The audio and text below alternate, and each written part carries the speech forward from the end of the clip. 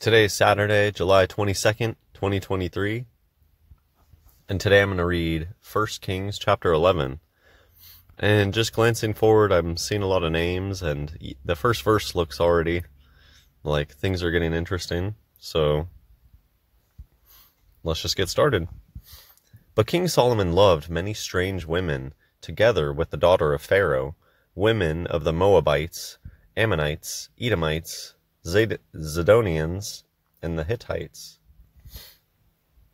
of the nations concerning which the Lord said unto the children of Israel, Ye shall not go into them, neither shall they come in unto you, for surely they will turn away your heart after their gods. Solomon clave unto these in love.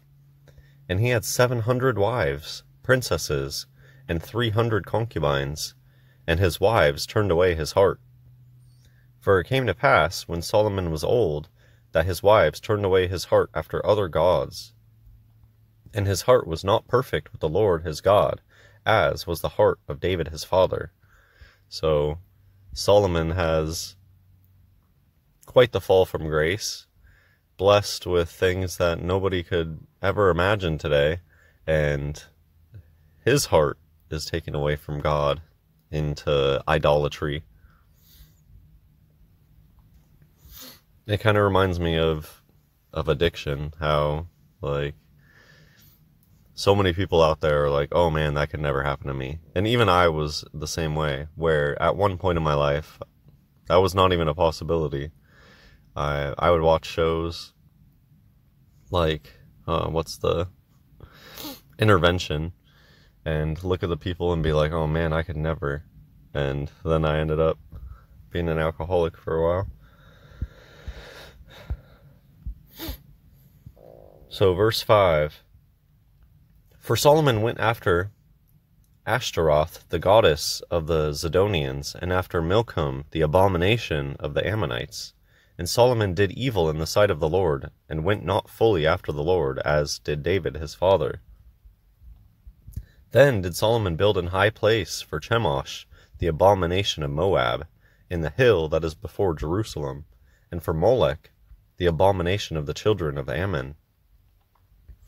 And likewise did he for all his strange wives, which burnt incense and sacrificed unto their gods.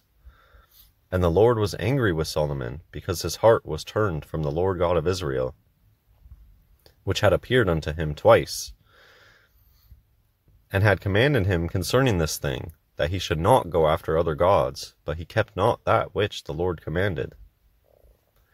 Wherefore the Lord said unto Solomon, Forasmuch as this is done of thee, and thou hast not kept my covenant, and my statutes which I have commanded thee, I will surely rend the kingdom from thee, and will give it to thy servant. Notwithstanding, in thy days I will not do it for David thy father's sake, but I will rend it out of the hand of thy son.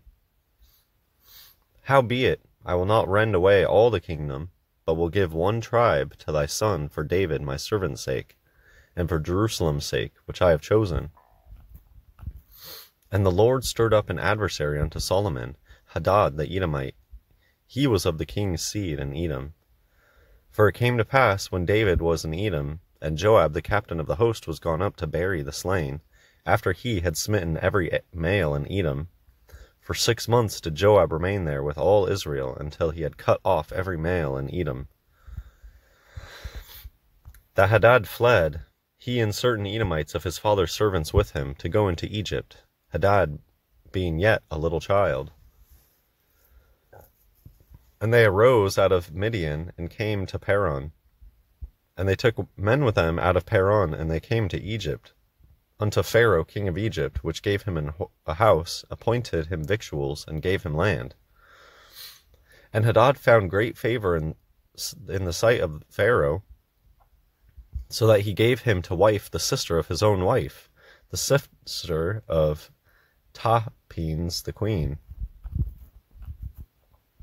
And the sister of Tahpenes bare him Genubath his son, whom Tahpenes weaned in Pharaoh's house, and Genubath was in Pharaoh's household, among the sons of Pharaoh.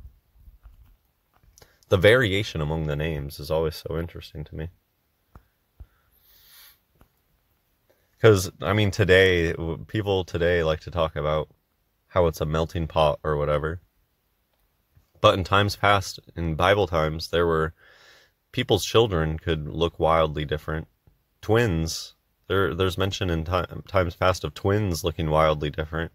I think that there is a reason for that, like a genetic reason that back in the day there was more variation among individuals, and that over time through degradation that we just have less genetic material available to us. So I that actually gets into my theory on Adam and Eve and why it probably wasn't such a big deal back then for inbreeding to happen as much as it is today, because they probably were just working with a lot more robust genetic material.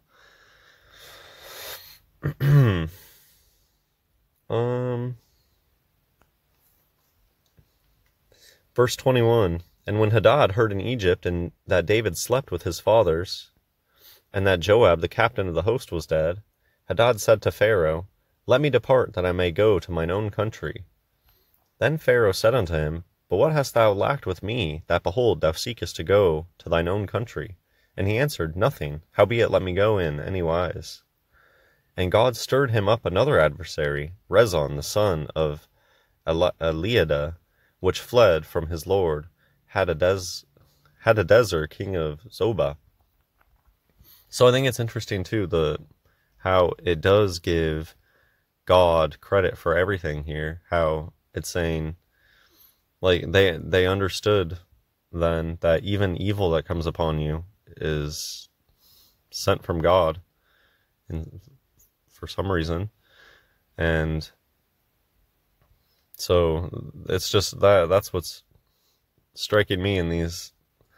And God stirred up another adversary. It's like, because God knew that Solomon was messing around with idolatry, and so this is how he was going to take him down.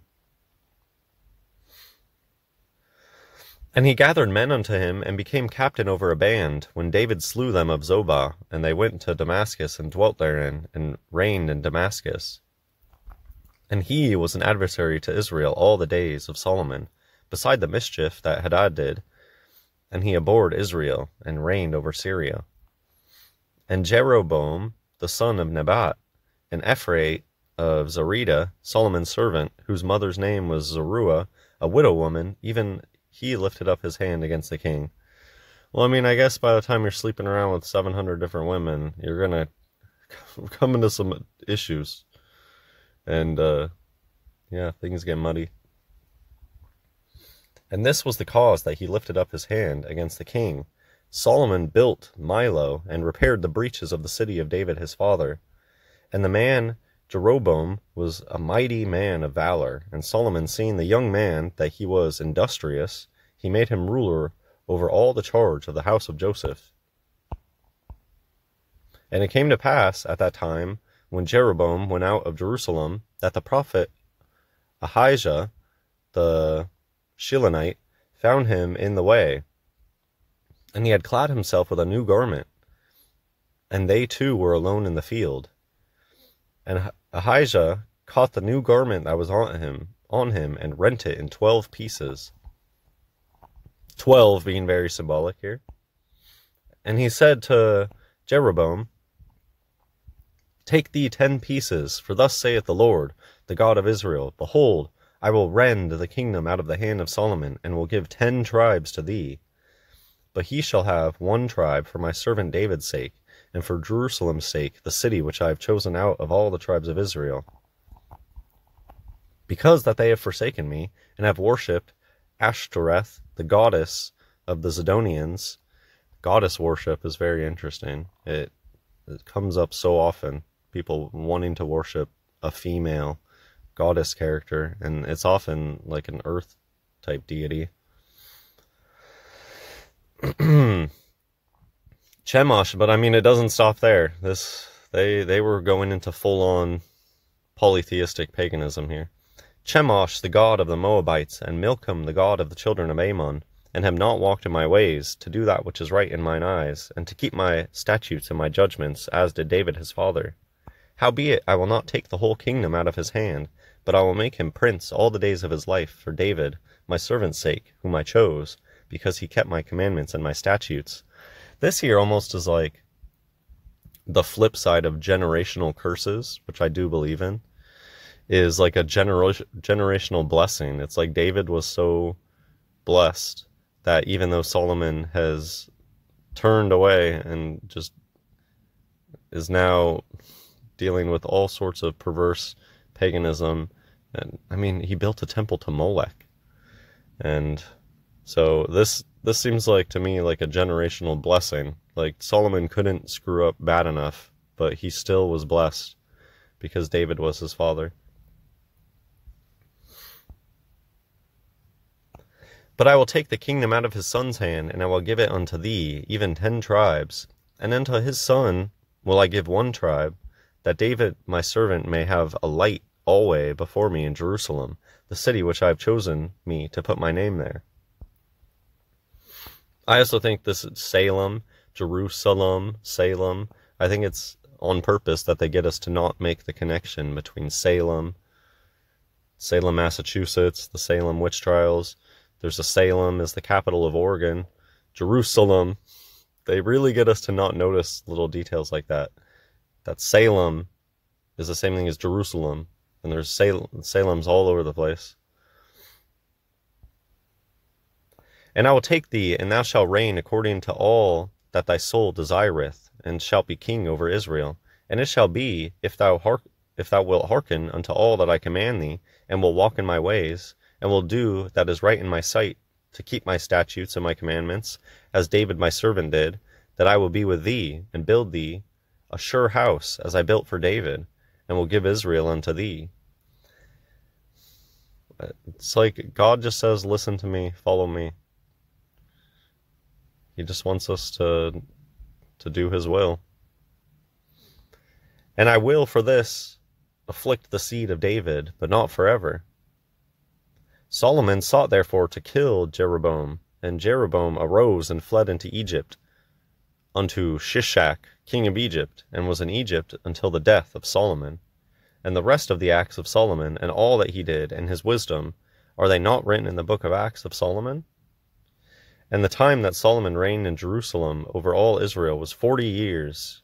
And Solomon slept with his fathers, and was buried in the city of David his father, and Rehoboam his son reigned in his stead.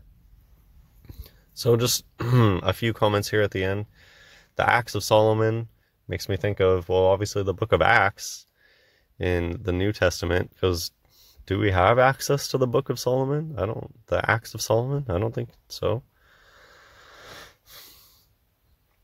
Well, there's Proverbs and Ecclesiastes. Anyways, another thing, 40 years. Isn't that how long David ruled over Israel? It was a 7 and a 33.